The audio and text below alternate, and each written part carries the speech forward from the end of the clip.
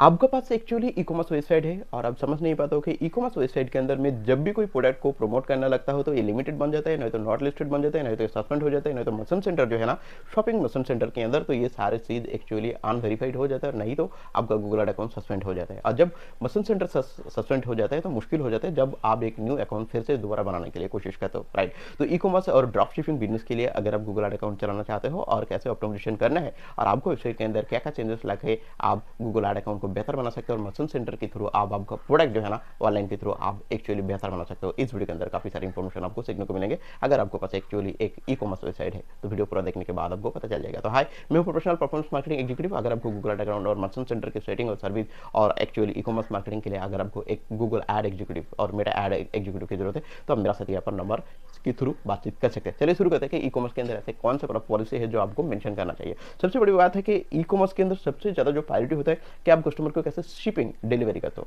Right.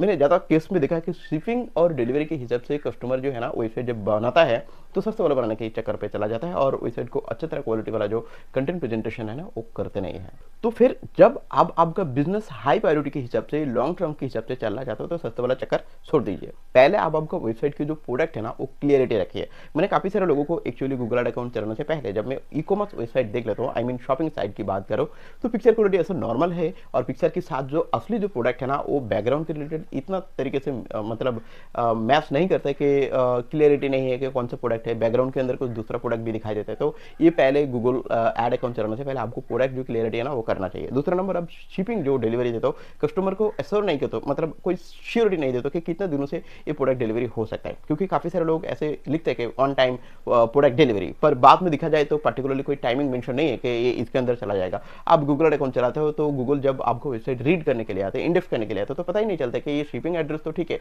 आप delivery देते हो, वन टाइम डिलीवरी आपने लिख कर रखा है, पर कितना डेटा के अंदर ये कस्टमर को प्रोडक्ट मिल जाएगा ये क्लियरिटी नहीं है। शिपिंग एक्चुअली डिलीवरी की जो पॉलिसी वो सिस्टम रूल के हिसाब से आप वेबसाइट तैयार नहीं किया, इसलिए अकाउंट सस्पेंड हो जाते हैं। ऊपर से दिखा जाए कि एक्चुअली क्लियरिटी नहीं है कि प्रोडक्ट की क्या डिटेल्स है, क्या लिखा रखा है, प्रोडक्ट की क्या क्या कंसेप्ट है, with height weight, picture quality, colour quality, क्या क्या चीजें चेंजेस है, ये सारी चीज वेट कितना हो सकता है, सारी चीजें की डिस्क्रिप्शन जो है ना इसके अंदर कंटेंट होना चाहिए और एक्चुअली प्रोडक्ट एक्सप्लेन करना चाहिए कि ए क्या क्या डिटेल्स आप प्रोडक्ट के अंदर मिलेंगे, क्या क्या बेनिफिट है, सारी चीज दिखने में क्या है, रियल में क्या मिलेंगे, रिफंड पॉलिसी क्या है, ये सारी चीज मिलाकर आप पूरा डिटेल्स खुल्लम खुल्ला क्लियरिटी नहीं रखते हैं। इसके बाद आता है कि रिफंड पॉलिसी, एड्रेस पॉलिसी, ये सारी चीज अगर आप सही तरीके से मानेंगे तो मुझे लगता है कि ये सारी चीज हो सकता है। और इसके बाद काफी सारे डिटेल्स इसके अंदर है, मैं एक छोटा सा वीडियो के अंदर मैं पूरा डिटेल्स नहीं बता सकता हूँ क्योंकि आपको इंतजार करना पड़ेगा नेक्स्ट वीडियो के लिए। तो और भी चीज होता है कि जब रिफंड पॉलिसी आ जाते हैं तो कस्टमर ने रिफंड पॉलिसी के ऊपर कोई ऐसे कंटेंट लिखा ही नहीं है, कोई एक पेज नहीं बनाया, फूटर क्लियर नहीं है, एड्रेस क्लियर नहीं है।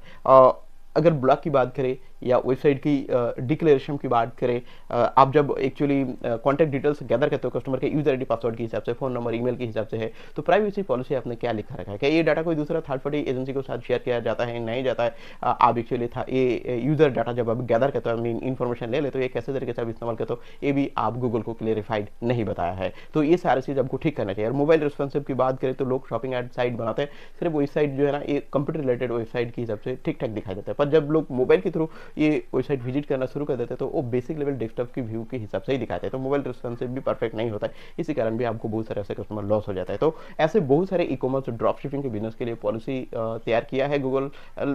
पॉलिसी के हिसाब से, तो आपको वेबसाइट के अपडेट होना चाहिए। और काफी सारे क्लाइंट जब पॉलिसी की बात आते हैं तो इग्नोर करते हैं कि भाई साहब देखो मैं ये सब चीज नहीं कर सकता, अगर आप गूगल अकाउंट ठीक कर सकते हैं तो करो, नहीं तो नहीं करना। तो मैं सबसे पहले बता दूं कि क्लाइंट अगर बिजनेस के बारे में सीरियस है, क्योंकि क्लाइंट को पता है कि ये वेबसाइट के थ्रू ही बिजनेस बनेगा, तो वेबसाइट अगर ठीक नहीं करेंगे तो बिजनेस जो है ना गूगल एड अकाउंट के अंदर ऐसे प्रमोट नहीं हो पाएगा और अकाउंट जो है ना जितना भी बार भी कोशिश करेंगे अकाउंट सस्पेंड हो जाएगा। तो सबसे पहले आपको गूगल एड अकाउंट की अंदर जो चीज करने जा रहे हैं उसको करने से पहले आपको मार्केटिंग स्ट्रेटजी ठीक होना चाहिए कि आप एक्चुअली क्या करना चाहते हो, कौन से लोगों के पास जाना चाहते हो, और इसके थ्रू आपको ये भी ध्यान देना होगा कि वेबसाइट के अंदर जो content policy, page optimisation, code programming, fake promise, ऐसे गारंटी, रिजल्ट, ये सारी चीज आपने लिख कर रखा है नहीं रखा, ये सारी चीज आपको एक्चुअली लैंडिंग पेज के हिसाब से वेबसाइट एनालाइज करने के बाद आपको ये ठीक करना होगा। कॉपीराइट की क्लेम की हो या से बाद आपको ठीक करना होगा, फिर जाकर आपको गूगल अकाउंट चलाना है। और सिर्फ गूगल अकाउंट चलाना नहीं है, इसके अंदर सही तरीके से कीवर्ड को पकड़ना है और अच्छे क्वालिटी प्रोडक्ट जो लिस्टिंग है ना वो आपको करना होगा। अगर आप सही तरीके से करेंगे तो मुझे लगता है कि ई कॉमर्स के अंदर आपको सक्सेस मिल सकता है। ज्यादातर लोग ई कॉमर्स के अंदर सक्सेस नहीं हो पाता है, क्योंकि